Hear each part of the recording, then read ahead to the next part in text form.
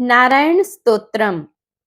नमो अनंत स्वरूपाय, नमो धर्मधराय च. नमो अनंत स्वरूपाय, नमो धर्मधराय च. नमः स्थूल स्वरूपाय, नमः सूक्ष्म स्वरूपिणे. नमो अन्वय स्वरूपाय, सर्वान्तर्यामिणे नमः. नमो अक्षर स्वरूपाय, नमो मुक्तात्मकाय ते. नमो व्यूह स्वरूपाय, नमः काल स्वरूपिणे.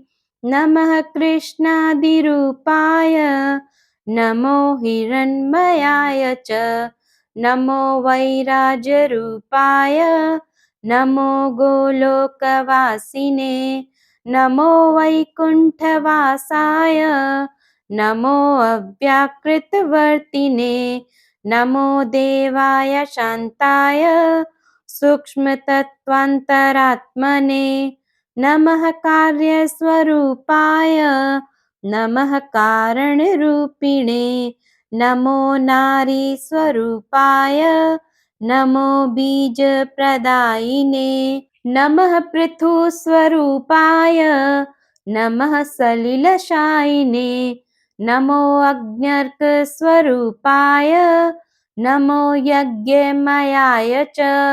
कृपां कुरु कृपानाथ, जलात् स्थौल्यं विभावय. कृपां कुरु कृपानाथ, जलात् स्थौल्यं विभावय.